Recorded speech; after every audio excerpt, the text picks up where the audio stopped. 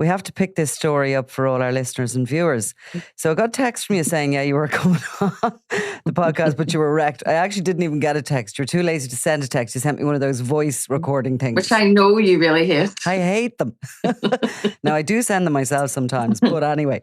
So tell me what happened to you. Well, I'm just going to, before we start, in case there's an interruption, I have men here cleaning my gutters, and that is not a euphemism, Nicola. There are actual men here cleaning my gutters and faces. So at some point they may knock the door. I don't know, but hopefully. But you bring them on. Bring them on. We can all say hello to them. They're bound to be fans of the podcast. I can only imagine people who clean gutters and faces for a living love a bit of crime work. Brilliant. So yeah, well. Obviously, the Kneecap story is huge. Everybody is fascinated by it. The film was enormous. Their Coachella performance got them international attention. A lot of it bad, some of it very good. And this was the first court appearance of MoChara, whose name is Liam O'Gohany from West Belfast. He has been charged in relation to support for a prescribed organisation. And this links back to a concert in England that the band did on the 21st of November last year. That 21st of November date is important, and I'll explain to you why very soon. So he was to appear in court today. I was going to, or yesterday. I was going to go over yesterday. I don't even know what day it is. He was to appear in court yesterday. I was going over to cover that court appearance, but I was on a 6:10 flight out of Belfast International. I had to be up for 3:30. The taxi came to get me just after 4. And when I got there, I then had to get trains, planes and automobiles across from Gatwick to Westminster Magistrates Court. The trains weren't going very well for me. They were going very slow. There was a disturbance at one of the stations, so I ended up having to jump off the train and just jump in an Uber. And I told the poor Uber driver that I'd give him a really massive tip if he got me there in time, but he kept getting stuck at red lights, and he was then as distressed as I was in case his tip disappeared. But I didn't think I was going to make it. I messaged the solicitor and he says, look, they're not there yet, you're fine. I don't know. I could see a few videos online. I had no idea what I was arriving to. And when I did arrive, it was mayhem. And I mean, chaos. I think people expected maybe 50, 100, maybe even 150 supporters. There's a big Irish contingent in that part of, London, people who work there. Maybe we're going to take a day off and slide back. There were well over 1,000 people by the time I arrived, and 1,000 very loud people, which made the crowd seem even more. There were all sorts of accents. The stewards who were trying to steward this, who were clearly volunteers, all had English accents, wearing Kneecap t-shirts and high-res vests. But I spoke to people who were from Germany, people who were from Eastern Europe. I spoke to a Jamaican guy, a few other people. Anyway, it was a mass of people, along with obviously the sort of London Irish and any Irish people who were working there. And these were all standing outside Westminster Courts, which is a pretty posh place. I mean, I know the criminals go in and out the doors of it, but really courts are very sort of old-fashioned and quiet and reverent places. Yeah, Westminster Magistrates in quite a sort of affluent part of London. There's houses around there that would cost millions. The majority of them had Palestinian flags. A lot of them had tricolours. There was actually a stage had been built, and there was an Irish band playing traditional music. As I write, the Fields of Athenry were playing. And I'm like, what the hell? So despite being the last one there, I ended up the first one in, because there were a lot of English journalists who had been sent to cover it. And I quickly realised that none of them had ever elbowed their way into a nightclub at 1 o'clock in the morning, because they were all being very polite. And I hoofed myself up to the front. And then the solicitor had said to me, we're 5 minutes away, we're arriving now. And you could hear the rumble of the crowd. And then it was just madness. Everyone was trying to get in to get a picture of MoChara, Liam O'Gohany, of the other 2 members of the band who were with them. It was just chaos. It was utter chaos. And at the middle of all this, and while you were waiting on them arriving, the daily business of the Magistrates Court was still ongoing. Yes. So there were people who were showing up for, their driving offences and the shoplifting, and solicitors trying to go in and out. And you could see some of the people, the defendants, showing up for their day in court, thinking, what the hell is going on here? Yeah. If you were trying to slide in and out of court without your employer seeing you, like it wasn't the day No. to be doing it. Can I just say, while I'm speaking to you, there's a man looking through the window doing my gutters, and I'm sure he's saying, what is that woman doing? But Well, anyway. he can hear you later when we broadcast. So I'll send him the link. You send him the link. It's very off-putting. I'm just saying he's right outside the window. I can actually sort of vaguely see him in the reflection of the picture, so I know. Oh yeah, he's rubbing the windows. This is very odd. We've never done a podcast with such a small live audience, is what I'm thinking. The windows closed, should he hear us? So it sounds like it was a mix between a kind of a, that sort of energy that exists when celebrities come to town, plus you had that political element going through it of people who were making a protest about Palestine, Gaza, what's going on there.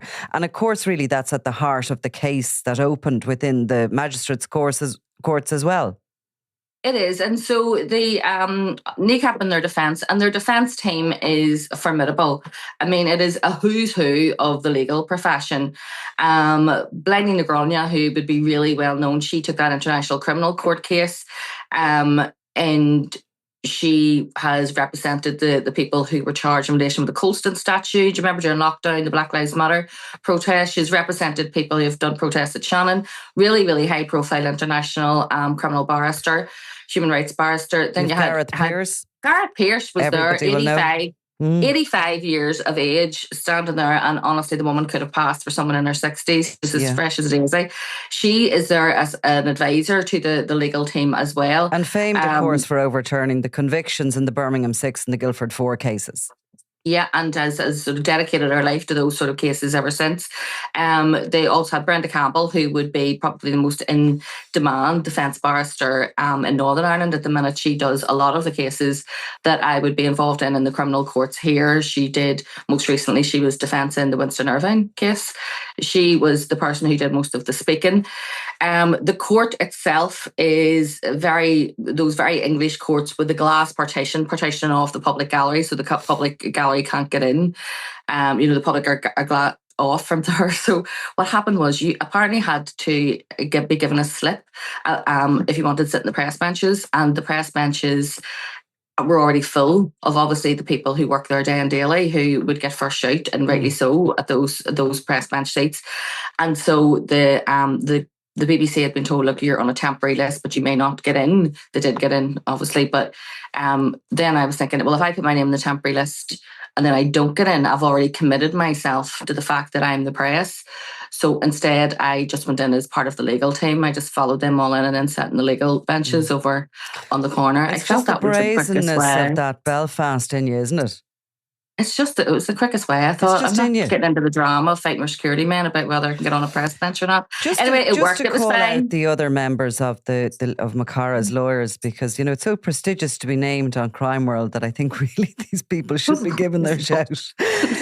Listen, they're customers are your target audience. So, exactly. So there's Jude Bunting, who is a freedom of expression expert, and she defended the national international media, including legal challenges to MI5 over neo-Nazi cases. And finally, there's Dara Mackin is the solicitor, yeah?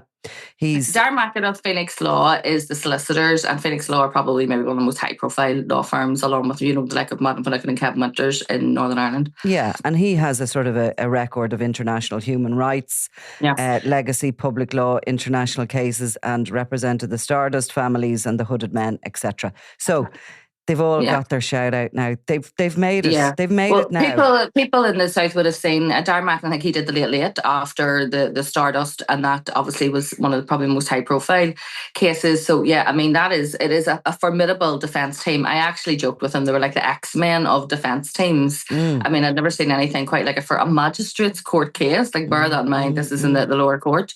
Prosecution barrister, started the case by saying this is nothing to do with his support for Gaza or his campaigning around that. That is a perfectly legitimate position to hold, that this is to do with a flag relating to Hezbollah, which was thrown on the stage during that gig. And then he said it was also related to chants of up Hamas, up Hezbollah. The defence didn't enter a plea or a defence for that, because instead we heard arguments of a technical nature, and that's where I'm going to go back to this the November 21st date. Perfect. So and that concert was in the O2 Forum in Kentish Town in London. Yeah. So in a magistrates court case, there's a 6-month statutory obligation for the prosecution to charge someone, not to bring them to court, not the court date, but they actually charge them. There's cases which obviously don't have statute of limitations, and like, you know, in the Crown Court murder cases, you know, you can be arrested 10 years later. But in a magistrates court for one of those offences, it has to be within 6 months. They're waving through the window at me. Hi, guys. Honestly, tell them to come in. They can give us a wave. Yes, oh, it's all right. Like, it's right. Anyway, so yeah, the one who wants the money off me is going to come soon. I've completely been off my flow. Yes, the 21st of November, so 6 months. He was, Liam O'Gahany was charged on the 22nd of May. So the defence are saying, look, before we even enter a plea, we have to establish if this court even has jurisdiction to hear this case, because we believe this is outside the statute. It was 1 day too late. The prosecution have rushed to charge this man with this offence, knowing that the time was running out, and they were a day late. The prosecution are saying, well, no, that's not true. That the 21st of November is day 0, and the clock starts on the 22nd of November. Right, this is really technical stuff now. Yeah. The judge actually seemed quite interested in the technicalities of this argument. You can imagine if you're sitting as a magistrate hearing the same cases day in, day out. This is quite intriguing and interesting. But he obviously wasn't going to hear that then and there. And he said, look, we need you, both of you, to put skeleton arguments together to explain why you're right, why you think it's in the time, why you think it's out of the time. We'll hear those on the 20th of August. And it's only when they're established then that we can decide even if there is a case to proceed with. If there is, then the defence and Phoenix Law and Diarmacan have already said he would be pleading not guilty all the way, and they're intending to run this case. And you don't bring a legal team like that with you to enter a guilty plea. But that will not happen until we establish that there's even jurisdiction here. So that will all have to take place on the 20th of August. And then, and this is obviously where things obviously get slightly surreal, the judge said, well, first of all, he asked MoChara O'Hany, would he like an Irish interpreter? And then said that there wasn't one available for the hearing yesterday, but that they would source one for the full hearing. And Brenda Campbell said that would be very helpful, thank you. And when he said we will try and source an interpreter, there were giggles from the public gallery, because one of the other members of the band, the DJ Provi, the guy, you know, who wears the balaclava, if anyone has watched the film, they will know that the film is fictional, but in the film, there is an arrest and the character of MoChara is arrested. He refuses to speak English in the police station. They have to source him an Irish interpreter, and the Irish interpreter that comes is obviously DJ Provi. This is how the band is established, and this is how the band is formed. So people in the public gallery were pointing at him saying, here's one, you know, here's ready-made. And it really was, I mean, life imitating art, or art imitating life, or whatever you want to say. I mean, they've turned a fictional film into a documentary, basically, which is what it's going to be. And while we're talking about documentaries, also hovering around in the court was a director, which I know is looking at making another film, but a documentary style film with the band. And outside the court, and I'm furious I never got to see him because I love him, was Paul Weller. So Paul Weller was among the crowd. Yeah, so I heard. So Jim Sheridan is the director you're referring to. Yes, Jim Sheridan, as people will know from In the Name of the Father, My Left Foot. There's a load of films that he has, a very famous Oscar-winning director. He is currently shadowing Kneecap around. One of the other things I was told is Gareth Pearce, obviously a woman in her 80s, but does not look like a woman in her 80s. She had actually gone to see the band at some stage. So Darmac had said, he said to the band, and they were like, oh, bring her along. But it was a standing only venue. And he said, look, the woman's in her 80s, she'll need a seat. And they just plumped a seat in the corner, basically, of the venue. And she sat there very happily and apparently watched the whole of the Kneecap. So their audience now stretches, you know, from like the teenage girls and boys, the Irish speakers and everybody else who's gotten bored, right up to, you know, 85-year-old defence barristers. And funny, Jim Sheridan was last hovering around Jerry the Monk Hutch during his election campaign, and he attended that's with right. him. Yeah, so he's always sort of on the hunt for the next sort of big documentary, because of course he's gone from film really to documentary now. The last one he made with Donald McIntyre involved Ian Bailey, the suspect in the case of Sophie Toscan de Plantier, and that was I think on Sky. There was two of them at the same time. So he is very much actively looking for something that's happening in the moment. It's interesting that he's showing up at quite a lot of our jobs these days, Jim Sheridan. It is, and I suppose it just shows the interesting nature of some of those jobs that we cover. But yeah, so there was after the case concluded, and it lasted probably a good sort of 20 minutes, a long period of time for a first appearance in magistrates. And outside, the band then had a discussion with the defence again. I went outside and ended up getting stuck in the worst. It was like a mosh pit, at a concert, getting stuck in that. And then they brought them out. There was a few people spoke from the podium, and then off they went. And then I then had to go and try, because I hadn't got speaking to the solicitors in the court or anything. You can't film inside a courthouse, as you know, although that was not stopping some of the people who were there, who were taking pictures and filming. But anyway, I wasn't going to do it. It's contempt of court. So I had asked then, could I go get a quick interview with a solicitor? My laptop just would not connect to any Wi-Fi anywhere. It then started making a whirring noise and wouldn't work at all. And then it wasn't until I got home last night that I was able to fix it. And so I had a very long day. But the job got done. And that's the important thing. So firstly, and maybe most importantly, why are you still taking those red eyes? Why didn't you go the night before? That's Nicola, really amateur of you. Raise this with the management for me. I was happy enough to go if I thought it was all going to be doable in the time. In the end, when I got there, I realised I was being incredibly optimistic. I was relying on public transport running on time, which is just a foolish thing to do in the first place anyway. Public transport in London is really efficient usually, but this train, I could have walked quicker than it was moving.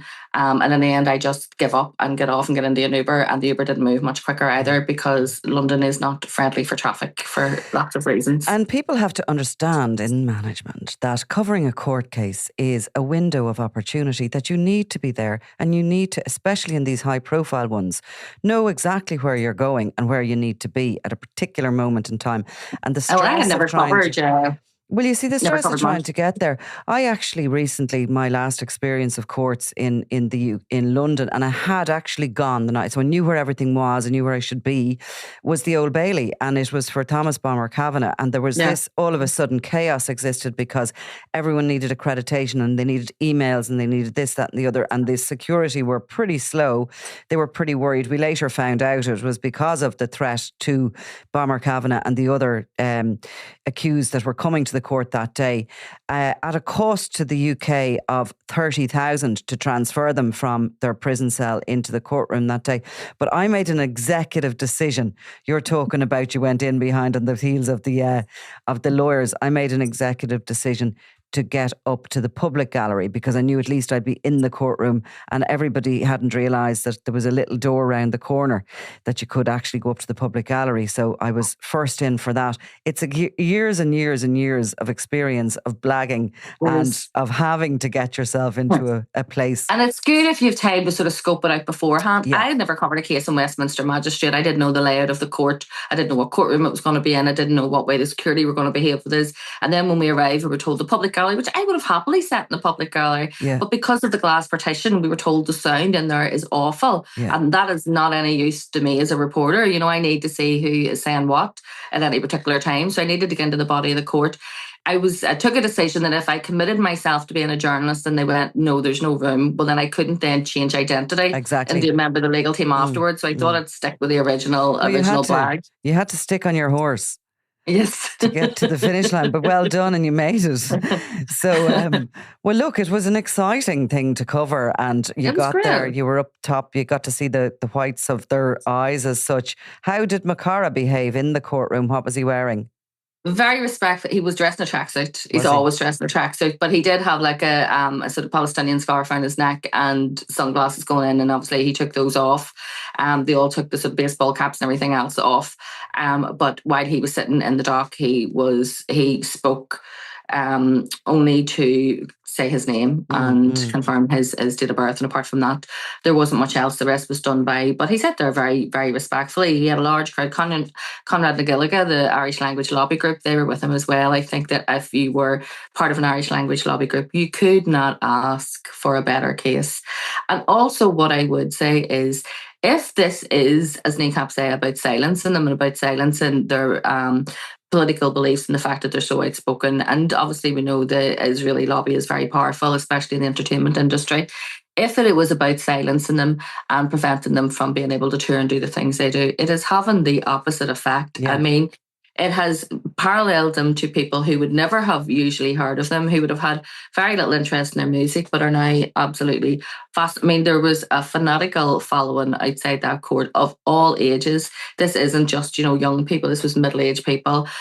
People, as I said, many of them who had full-blown English accents, had nothing to do with Ireland whatsoever, and who were there. So it's had the opposite. And I think that, when people come to that kind of silencing or censorship of the arts or whatever else is going on, and you can be completely opposed to everything that they say and believe in, but when you try and censor that, it often backfires and has the opposite effect. So completely. And of course, they were also able to announce that, for anybody who didn't know, that they're playing Glastonbury on Saturday at 4 p.m.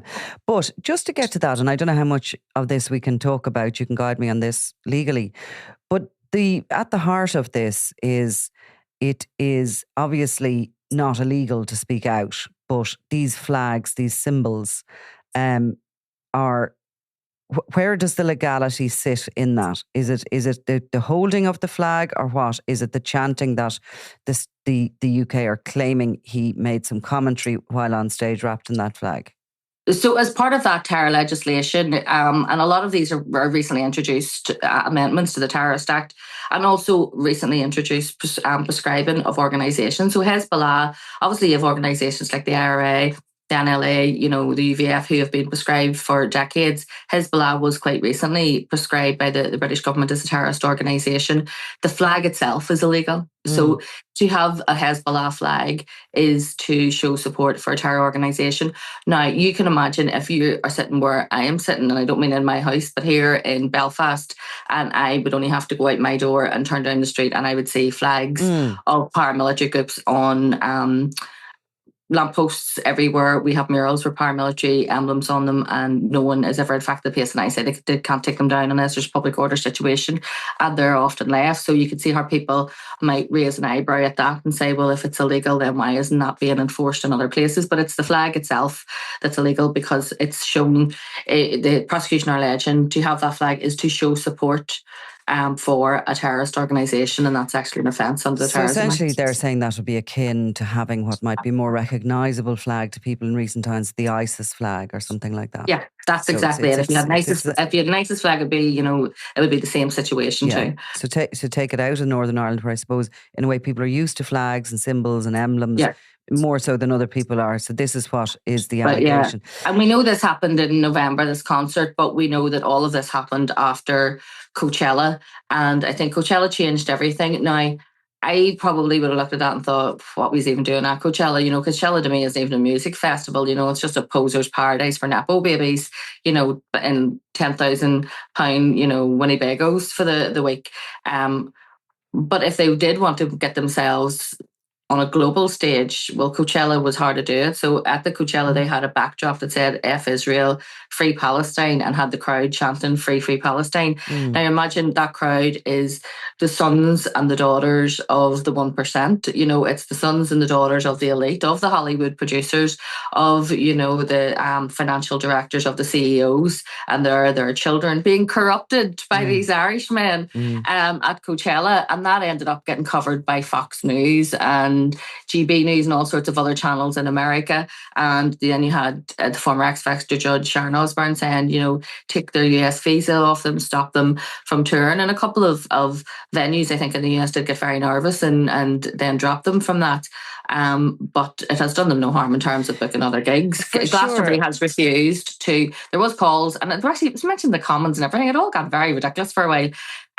But Glastonbury have refused to bow down to that, and a lot of other entertainers then have came out to back them and say, you can't go around censoring artistic expression, and they are supporting them. And Glastonbury have, to their credit, so it said, we have always had space for political debate and protest.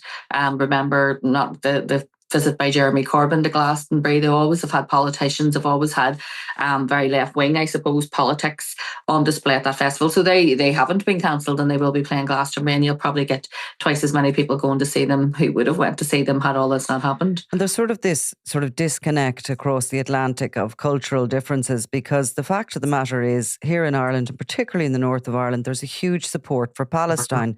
There's a kind of a recognition of their suffering, and there is maybe in some places there's blurred lines between what supporting Palestine is and recognising Hezbollah and Hamas as terrorist organisations, and trying to separate the people from the terrorists.